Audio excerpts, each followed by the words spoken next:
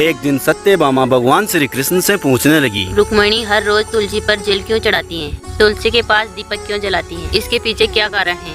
भगवान श्री कृष्ण कहते हैं, देवी सत्यभामा, बहुत अच्छा सवाल पूछा है तुमने। सभी पेड़ों और पौधों में तुलसी सर्वश्रेष्ठ मानी जाती है और तुलसी मुझे भी सबसे अधिक प्रिय है।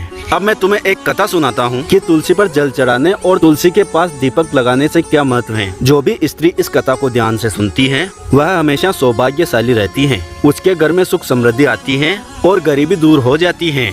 एक समय की बात है, श्याम नाम का एक वैश्य था जिसके पास धन सुख संपत्ति सब कुछ था, लेकिन एक चीज की कमी थी और वह थी संतान। संतान न होने से वैश्य और उसकी पत्नी हमेशा उदास रहते थे। वैश्य अपनी पत्नी से कहता है, हमारे पास धन संपत्ति किसी चीज की कमी नहीं है, पर मन को सुकून तभी मिलेगा जब हमारे कोई संतान होगी। वैसे श्याम की पत्नी कहती है श्याम से, हाँ, हम कितनी भी दौलत जमा कर लें, पर संतान के बिना हमारा जीवन अधूरा है। मैंने सारे उपाय किए, दान पुण्य किया, वैद्य को बुलाया, पर कोई परिणाम न मिला। मैं समझ नहीं पा रहा आखिर कारण क्या है।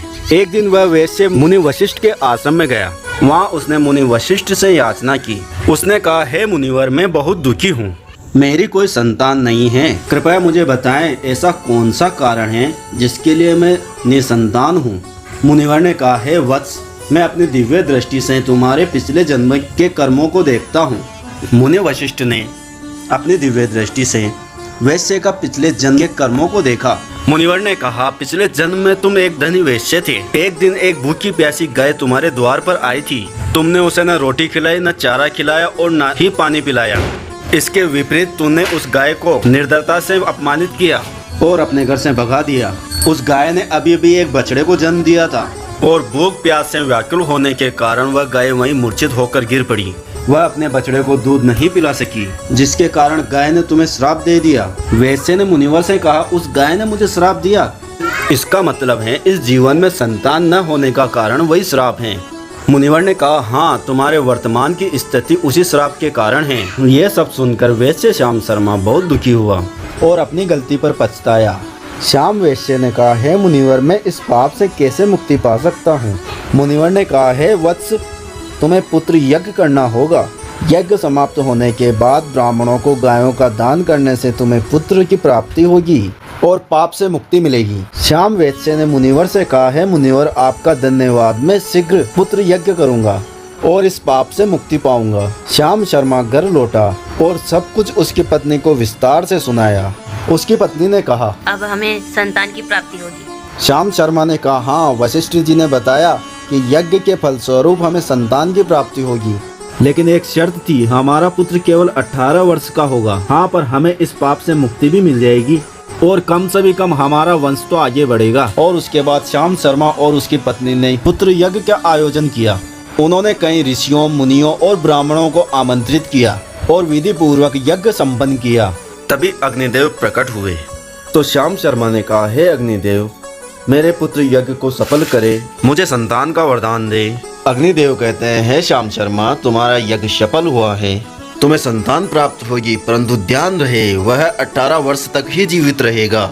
श्याम शर्मा ने अग्निदेव को कहा, धन्यवाद अग्निदेव, मैं वचन देता हूँ, मैं अपने पुत्र की देखभाल पूरी श्रद्धा के साथ करूँगा। यज्ञ समाप्त हुआ और श्याम शर्मा को पुत्र का वरदान मिला। कुछ समय बाद उसकी पत्नी ने एक सुंदर तेजस्वी बालक को जन्म दिया। उन्होंने सभी आवश्यक संस्कार पूरे किए और उसे शिक्षा ग्रहण के लिए गुरुकुल भेजा। गुरुवर उस बालक को देखकर सोचते हैं कि यह बालक अत्यंत तेजस्वी है, उसके गुणों से सभी प्रभावित हो रहे हैं। उधर श्याम शर्मा अपनी पत्नी से कहता है कि मेरा बेटा बड़ा हो रहा है, लेकिन मुझे उसकी आयु को लेकर चिंता है। मुनि वशिष्ठ ने कहा था कि उसकी आयु सिर्फ 18 वर्ष तक ही होगी। श्याम शर्मा की पत्नी उसे सांत्वना देती है, श्याम, चिंता मत करो, हमें उसके खुशहाल बचपन पर ध्यान देना चाहिए। जैसे ही बेटा 16 वर्ष का हुआ, माता पिता ने उसके विवाह की योजना बनाना शुरू की। पत्नी ने कहा, स्वामी, हमारा पुत्र अब विवाह के योग्य है, हमें जल्दी ही उसका विवाह कर देना चाहिए। श्याम शर्मा ने कहा, भाग्य के अनुसार केवल हमारे पुत्र की आयु 18 वर्ष तक है। 18 वर्ष के बाद उसकी मृत्यु निश्चित है। यदि अब उसका विवाह हो गया तो उसकी पत्नी विधवा हो जाएगी और जिंदगी भर दुख का सामना करना पड़ेगा। श्याम शर्मा की पत्नी कहती है, मुझे अपने पुत्र को अविवाहित मरते हुए नहीं देखना है, मैं उसके लिए अच्छी पत्नी की तलाश करूंगी।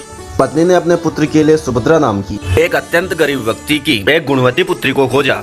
और उनका विवाह संपन्न हुआ। सुभद्रा अत्यंत चरित्रवान और पतिव्रता नारी थी। सुभद्रा को यह पता नहीं था कि उसके पति की आयु केवल 18 वर्ष तक ही है। विवाह के बाद सुभद्रा ने अपने सास ससुर और पति की बहुत सेवा की और अपनी मधुर वाणी से सबका मन जीत लिया। समय बीतता गया और श्याम शर्मा के पुत्र की मृत्यु निकट आने लगी। माता पिता को इसकी घबराहट सताने लगी। एक दिन उन्होंने अपनी बहू सुभद्रा को बुलाया और दुखी मन से कहा, बहू हमें माफ कर दो, हमने तुम्हारे साथ बड़ा अन्याय किया है। सुभद्रा ने कहा, आप लोग ऐसा क्यों कह रहे हैं? आप लोग मुझसे क्षमा मांगकर मुझे लज्जित ना करें। आप साफ साफ कहें क्या बात है। श्याम शर्मा ने कहा, बेटी हमने तुमसे एक बात छुपाई थी। हमें हमारा पुत्र यज्ञ फल से प्राप्त हुआ है। हमारे पुत्र की आयु केवल 18 वर्ष तक की है और वह समय निकट आ गया है।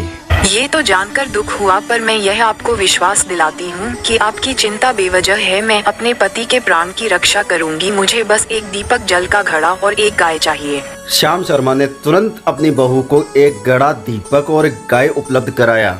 बेटी सुभद्रा, तुमने जो कहा मैंने वो सब मंगवा दिया है। जैसे ही वह दिन आया जिस दिन उसके पति की मृत्यु होने वाली थी, सुभद्रा ने जल्दी उठकर तुलसी को जल अर्पित किया और तुलसी माता को प्रणाम करके पौधे पर चुनरी बांधी, दीपक जलाया और प्रार्थना करने लगी।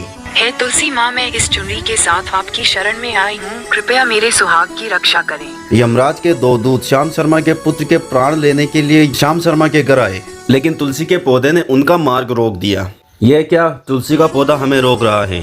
तुलसी माता ने कहा, हे यमदूत, मैं तुम्हें इस घर में आने नहीं दूंगी। इस घर की बहू ने मुझे चुनरी चढ़ाई है, उसके पति की रक्षा मेरी जिम्मेदारी है। यमराज के दूत कहते, हमें यमलोक लौटना होगा। यहाँ प्रवेश करना संभव नहीं लग रहा। आगे की कहानी जाने भाग 2 में।